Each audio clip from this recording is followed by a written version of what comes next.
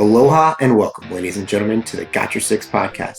This 6-question podcast brings together high performers to share their methods, strategies, and ideas, delivered in an informative and, most importantly, actionable way that'll help you lead yourself and those around you from the battlefield to the boardroom. Coming to you every episode, I'm your host, Tony Nash. And into the breach. Nothing mentioned on this podcast is an endorsement or opinion of the Department of Defense. I got your six, we got your back. Got your six, we got your back. Got your six, we got your back. I got your six. Sixers, what an absolute treat today. We have a LinkedIn celebrity. This is exciting. But where you probably see our guests is when you look to the skies, because coming down is Aerial Resupply Coffee. Michael Klemmer is here, founder of Aerial Resupply Coffee. Mike, thank you so much for being on the Got Your Six podcast, my man. Man, thanks for having me. This is awesome. I like being called a LinkedIn celebrity. I don't know if I'd go that far. Content creator, influencer. No. Not influencer. Not influencer. Okay. I'll go with content creator. I'll go with that. Good. Absolutely. So within a year, let's just review what you've been able to do. So you started Aerial Resupply Coffee, which is a premium small batch roasted coffee, roasted here in America, which is slightly uncommon. And where are you now? Oh, just a little bit over a year later. Well, so from when I started the company, which was just me, myself, and me, like there's nobody else. And it was really just can I even get this thing off the ground? Almost a year and a half later, because we're coming up on, the calendar year changing, and that's about the 18-month mark from my business. I'm high 5 figures, almost 6 figures, getting ready to start looking at hiring some people and figuring out how to really put some weight behind it and some capital and accelerate. And as you've done that, right, I know I've kind of seen this, but you haven't really focused so much on the outcome, but more of like building the system. Like if you have a problem, you're going to go out there and do the research on like how to build a website, how to LLC.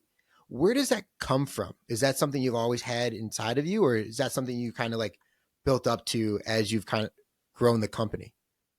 Well, I go back to my military career, right? So the very first, so when I first became an officer, my very first job as a quartermaster officer was to be the battalion S4 for the 4th Brigade Sustainment Battalion out in Fort Carson for first ID, or for 4th ID, right? 1st Brigade, 4th ID. And my boss at the time was like, I don't care what else you do, you have to build a system. If you want to be graded the way, I don't care what you accomplish, build systems that endure without you. And so I've taken that throughout my career, but what I've really believed in building this is that I have to build the house or the foundation for my business first, regardless of whether or not it's me or whether it's 50 people or 100 people, right? So like everything I've done has been in anticipation of scaling my company. So like if it's not all right in the areas that it needs to be, it's going to be harder to scale. So I probably did it I don't know if I've done it the wrong way, but I did it in a way that I don't think most people would do. I think most people would go out and just try to get as much money as possible and then fight fires as they come up. And I've taken a different approach where it's like, how do you build it? And then when everything comes in, nothing breaks because the systems are already there. And the other thing that you've done too is you've built this in public. Like you share and constantly crowdsource information to make it better as you go through it.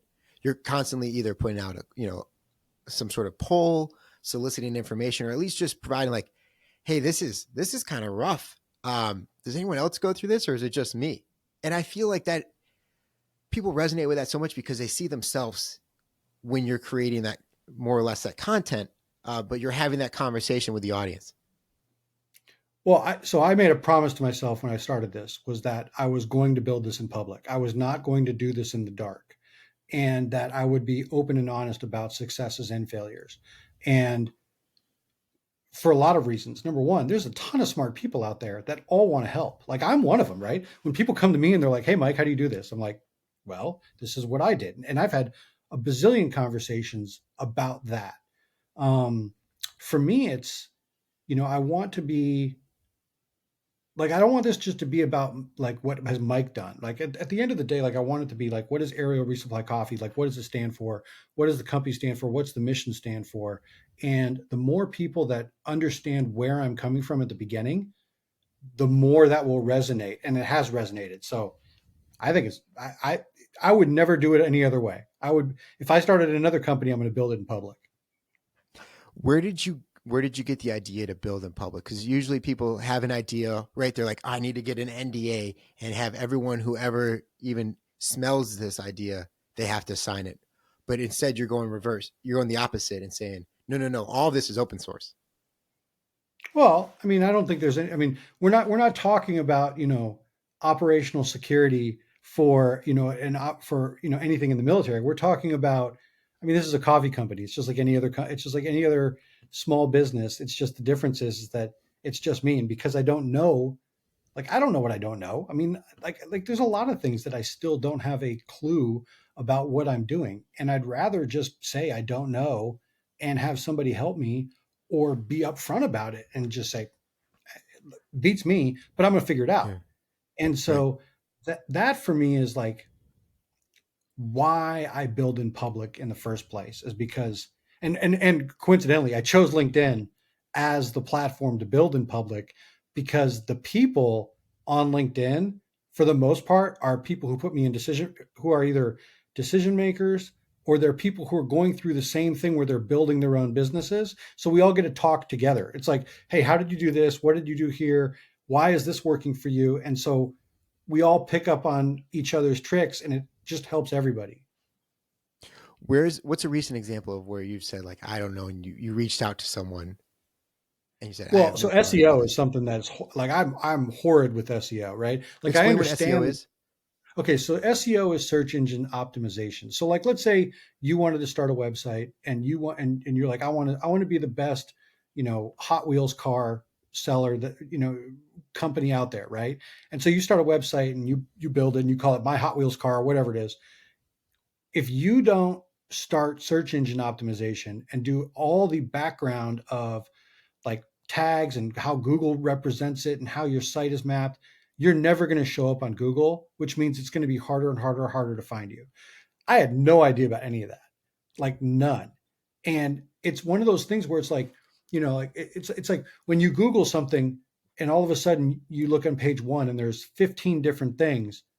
Every single one of those, if it's not an ad, every single one of those is because they've paid a lot of money for search engine optimization. I don't know how to do it. So I talk on LinkedIn all the time, or I talk on Twitter or Instagram or any one of these other places that I have friends who are willing to help and just point blank ask, like, how do I do this? What do I do here so that I can better my brand? And everybody is very helpful. I mean, that's why I think just asking leads to conversations and leads to friends and leads to your building your network. And then ultimately everybody gets better. Where do you remember the first time that, not just with the business, but in your life, where you learned that lesson of being able to be, we'll say vulnerable, where you said, I have to be able to ask for help here in order to get through it? Well, so that was probably my first year and a half of being an officer. So like I was a non-commissioned officer before I commissioned, right? So I was like, what do they call them? Mustangs, right? So, so when I was an NCO, I was young. I thought I knew everything, became an officer very quickly, was like, no, I don't know anything about what I'm doing here. I mean, I know what they taught me, but I don't know what I'm doing. And I got humbled very quickly, like very quickly. And so I approached, after being a lieutenant, being a junior captain, as I don't know what I don't know. I'm not scared to admit that I don't know it. And if I need to know it, then I'm going to go ask somebody to help me. And so that really put me in a different mindset to be able to say, okay, this is how I'm going to get ahead. And this is not only it's a win-win, right? Because on one hand, you're admitting you don't know something and you're relying on somebody else's expertise, but you're also building that trust relationship between you and whoever you asked. Because if you ask that person, and well, basically, because if you ask that person for help and they realize you need it, the next time they come to you for help and you tell them something, they're going to believe you. Or if the two of you are at odds, like me and my first sergeant were at odds a lot of times, but there's a lot of times that I would say to him, okay, I don't know, you tell me. And he would, and he'd teach me everything I needed to know as a commander, or, when I did it. But then there was times that he would come to me and we would disagree, and I would say, no, this is the way it needs to be. But he would trust me because we had that back and forth. Yeah. And being able to have, right, trust builds communication and communication builds trust. Being able to have that level of discord takes time, right? Where you can kind of go back and forth like, oh, this is how I'm doing. Well, I would really do it this way. And you have to kind of play it. And then obviously you make your decision and move forward. But as you continue to form and build these relationships, you're able to have those much deeper conversations, which open up other opportunities or experiences that you might not have been able to tap into. And I think is really, really, really, really key that you touched on.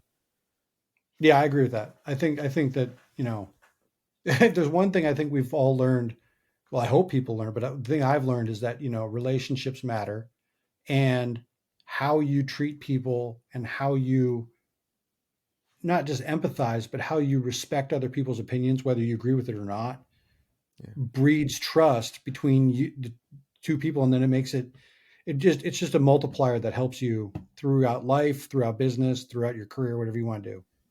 Yeah.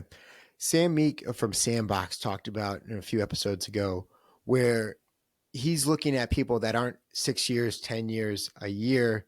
They're like 2 weeks in front of where they want to go. Who are you looking to that's about 2 weeks in front of you, or other people maybe outside of the coffee space where you're like, all right, I kind of see what they're doing and I'm learning from them as I go, as I continue to build in public? I don't know if I have anybody that I'm doing that with, to be honest, like not within the near term in that regard. I think what I've really looked at is I've kind of torn down the journey of what Black Rifle did. Not like quite honestly, I don't really care what they've done since they've gone public, because they're a different company now that they've gone public than when they were small veteran, just a small private equity or privately held company, right? Because they're two different entities now. But what I did was I've torn down year by year kind of how they grew and what they did, what their important things were. So I'm really looking at what was their year two? What did they do in year two that accelerated them, vice what I'm doing? And it's a different model because they had a little bit more horsepower behind it than I do at the present moment, but the steps are still there, right? Yeah. Just because that's what I look at is, how do I focus on, like, I'm not trying to compare myself, but at the same time I'm looking at the blueprint. Let's put it that way. Yeah, worthy rivals, not direct competition, of understanding and studying the game, right? Because you can't play the game if you don't know the rules of which others have played the game before you. Yeah. Well, and so what I'm really interested in is selfishly, I'm waiting for Amazon to figure out how to do drone delivery, because then all of a sudden it becomes like, okay, that fits directly into my brand. Number one is drone delivery. And then number two, like I'm already on Amazon. And so then it becomes fulfillment by Amazon, and then it becomes Aerial Resupply Coffee being delivered by Amazon. So like it all works together. Like I don't necessarily need to have my own infrastructure for drones, although that'd be cool. I just got to wait for somebody else. You do have a delivery drone. Well, I have my own drone. It's not big. It's a small one. It's only, probably about a foot, that I got for Father's Day. And I've been playing with it with my daughter, and, just trying to learn the camera and how to fly it and everything else. And I've hooked up I pulled out some 550 cord and used some of the paracord to be able to kind of try to make like a hook and, try to figure out how to make it actually work. And I can get it to work, but man, those things are expensive, and the technology behind is incredible. Speaking of technology, what outside of the coffee industry are you, besides Amazon and their drone fulfillment, what are you watching and kind of studying to see like, hey, I think we can incorporate this into the brand, or this makes sense to kind of go this way while still remaining true to your, foundation? Yeah. Like new technology, I really, that's a hard one. I don't know if I'm up to date on all the real cutting edge stuff. I think for me, it's, like I like, so like I look at, maybe it's not new, but it's kind of a space that I'm looking to enter, which is, aerial delivery is all about parachutes. I really like the wing gliding scene, even though I'm like completely like, you'll never see me jump out of an aircraft or like parachute myself. Cause I mean, I know what my brand is, I got it, but that's not who I am. But the Yeah. wing gliding scene, like what Red Bull does, or what, you see the guys jump out of helicopter, out of aircraft, and then they like shoot down these mountains and do races and everything. That's cool. Yeah. That's a niche that I think that I'm always keeping my eye on. And there's a ton of veterans in that space too, which is really, really cool Oh to be yeah, able to have that connection, you know? yeah, and that's something that I'm always looking to get in on. I think technology wise, I'd love to at some point. I don't know if an aerial resupply app is what's viable, but like I think. Look, okay, so now that I'm thinking through this a little bit more, I'm gonna throw you a curveball. So one of the things that I've always said is that the army does a really poor job of really teaching the logistics side of the army. They just make you do it, right? They don't really teach it and give you the background behind it, and everybody's expected to be the last UPS tactical mile bus driver, and that's all they care about. But I've always thought that it'd be cool if, like, hey, all these Call of Duty games come out, but why isn't there games like, like Civilization 6 or any one of these other games? Even the old school. I'm gonna go way back to like Panzer General. Well, I was gonna say When Oregon Trail. I right. mean, Right. Like, yeah. why isn't there games that focus on that? Right. Like, I mean, I know everything is about. So like in some ways, that's kind of where I'd love to be able to explore a space, which is you know, how does aerial delivery work? Why does it work? But then also, how do you teach logistics within either a simulation or a game? And maybe that's something that would, bridge me into a different market. Let's put it that way. Yeah. And like you said, you're looking to continue, you're not looking to do something wildly out there. An example would be like Evander Holyfield was known as like a very, good guy, very upbeat. And then as he started to get out of the boxing game, got into like, hanging out with people that were on like Death Row Records and all this other stuff. And it just absolutely tanked his brand. And that's why, our boy, I know one of your favorite rappers, I'm kidding. But he doesn't have that house anymore, which is this massive, massive, structure that was built for him. And now Rick Ross is there, so it's Right. remaining true to that foundation, like you said, and expanding outward. Where, as you kind of look at the map now, and we've kind of talked about where you expand outward, where do you find time, or how do you continue to give yourself credit for the work that's been done? So I do it in a couple different ways. Mainly, what I do is I like to journal, but this is going to sound silly, but I actually do most of my journaling on LinkedIn because it dual hats two different things for me. Number one, it lets me communicate and constantly, give people updates as to what I'm doing. But number two, you can aggregate all of that. You can pull every post you've ever done off of LinkedIn, and you can put it together, and you can see the history of what you've done from where you started. It's like I remember I launched my company. So the day I launched my company was August 15th, 2021. Like that was the day it went public. That wasn't the day that I started it, but it was the day that very first day. And I didn't tell anybody, like not a single, like my wife knew, but like nobody else in my family, friends, like nobody knew what I was doing. And then just one day I said, hey, I got coffee. And people were like, wow, you just started something out of the blue. And I had friends of mine who were entrepreneurs and startup people who all came to me and said, you should have done pre-sales. You should have been doing, all this marketing stuff. You should have been letting people know. Da, da, da. And I was like, look, I don't want to do that. That's not how I want it to be.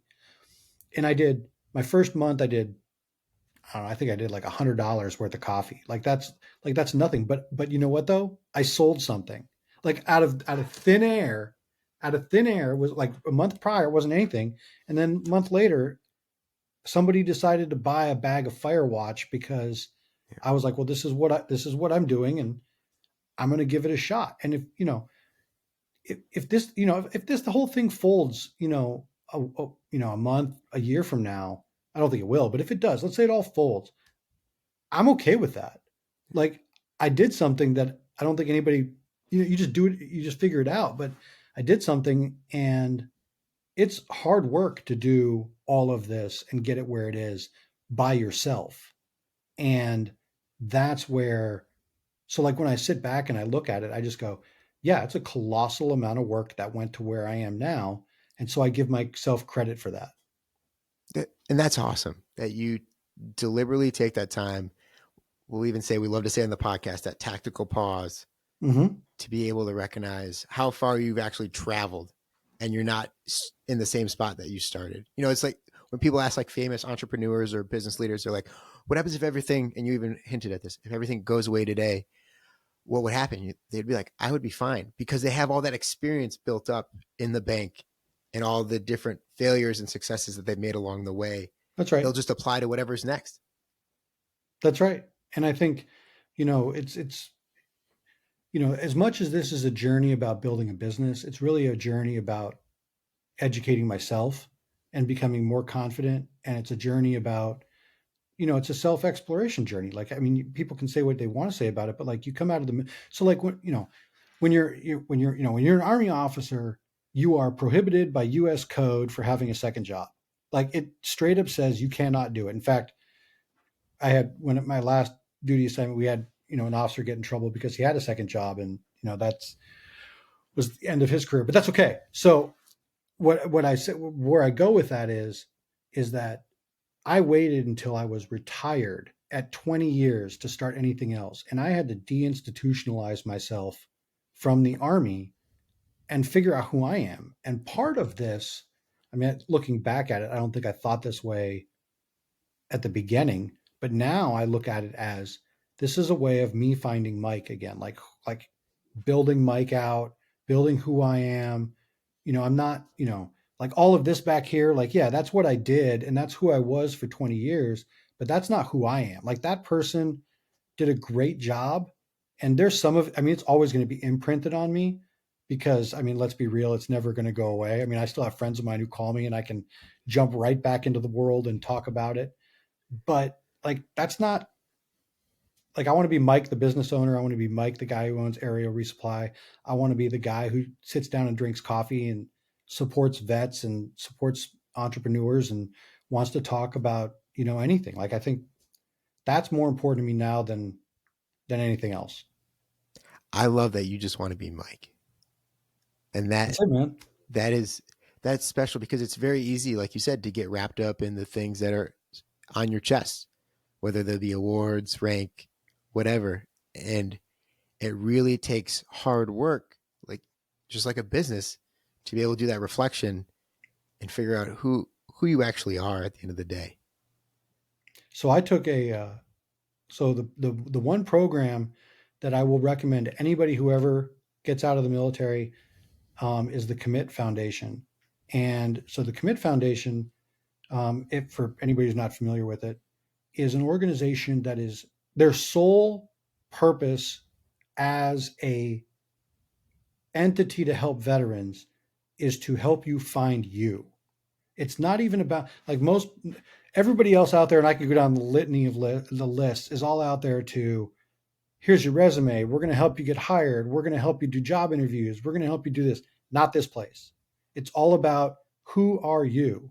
And that you can't put a price on that. And that I credit that program to everything that I'm starting now and everything I'm doing now, more so than any other transition help that I ever got from the military. That's awesome, because like it's one of those things that you never think about. You're like, oh, I need to do these like hard things and cross off my list. But it's very, very different when you write down, I need to figure out who I am at the end of the day. Well, the military is very good at making you do task-oriented things, right? Like you're Absolutely. very good if it's a checklist, but all of a sudden when it gets into the soft stuff where it's like, hey, what do you want to do? Hey, what are your feelings? How do you feel about this? What do you where do you want to take this? Like it's easy for, we're as both of us as being S3s at one point in our life, well, you're current, me former, like we're both very good at taking commander intent and being like, where are we going to go with this?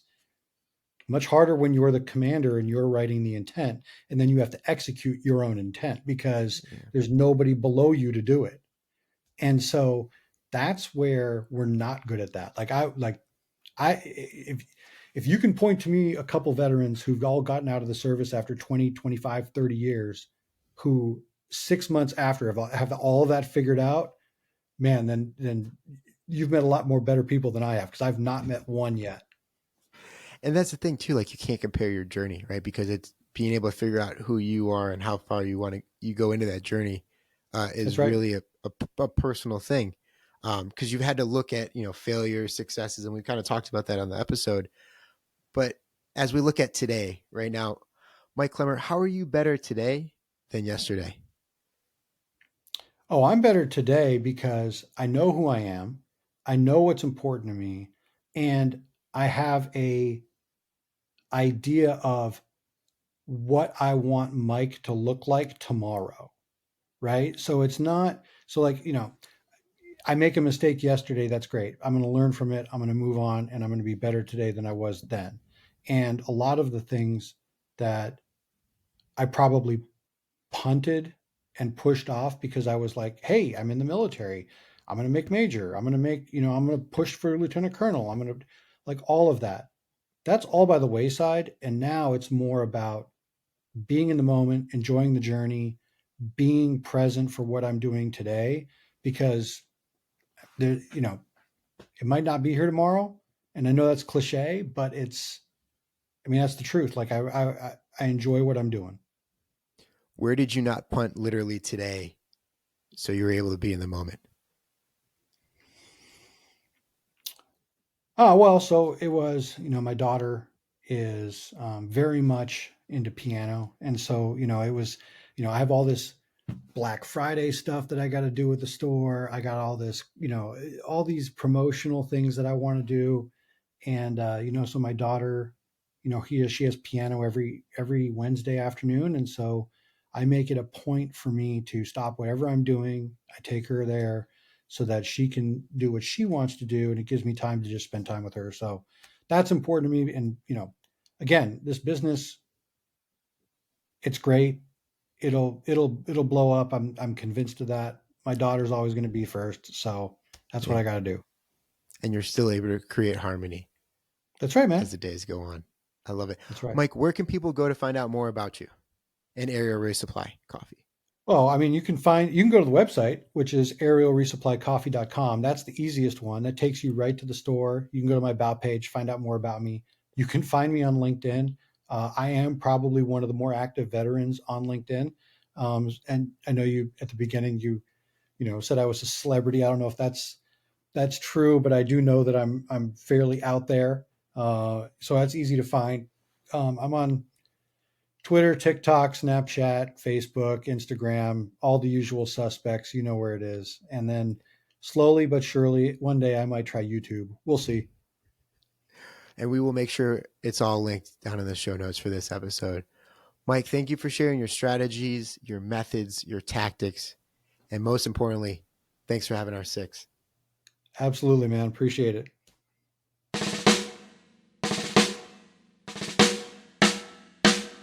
I don't know what you've been told, Sixers, but the lawyers would like us to remind you that the views, opinions, and comments expressed on the Got Your Six podcast are solely those of the hosts or guests, to include current and previous Department of Defense employees, and should in no way be considered the opinions of or endorsements on behalf of the Department of Defense or any of its components, divisions, contractors, or other current and previous staff members.